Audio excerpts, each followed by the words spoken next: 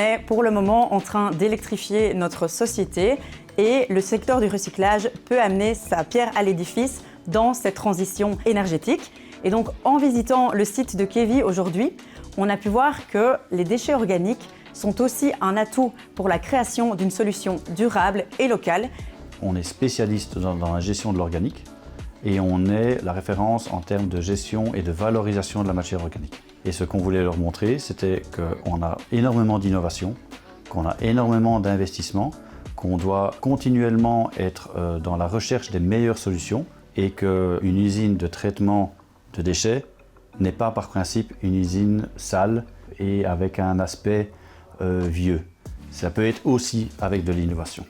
Déjà l'aspect innovation, il y a vraiment un secteur qui est en plein développement, des orientations qui devront vraisemblablement bouger en fonction aussi de la consommation de chacun d'entre nous et de la manière dont on va produire des déchets. Donc il y a encore plein de choses très passionnantes qui doivent arriver dans le secteur.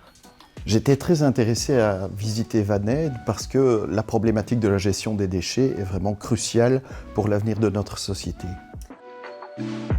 On a eu l'occasion de découvrir finalement le cheminement que prennent notamment les sacs verts, les sacs qu'on composte et qu'on ramasse ici dans la zone IGA. Et comment ces déchets alimentaires finalement deviennent l'occasion de produire de l'énergie et du digestat avec la qualité d'un travail qu'on a pu apprécier.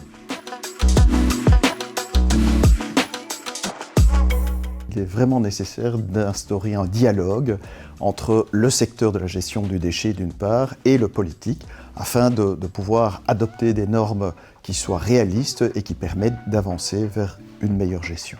Pour les engagés, ce qu'on pense, c'est qu'aujourd'hui, le défi d'utiliser, de rationaliser, de limiter au maximum les déchets que nous produisons d'une part, et puis d'autre part, avec les déchets qui restent en fin de cycle, comment peut-on les valoriser au mieux? Eh bien, ça ne peut se faire qu'en travaillant main dans la main entre le secteur public qui doit fixer des conditions, garantir la protection de l'environnement et les opérateurs de terrain, c'est-à-dire celles et ceux qui travaillent nos déchets et qui font en sorte que ce ne soit pas mis en décharge parce que ça, c'est stop aujourd'hui, mais deviennent des produits utiles pour notre agriculture, pour fabriquer de l'énergie ou encore mieux, pour être réutilisés dans d'autres fonctions.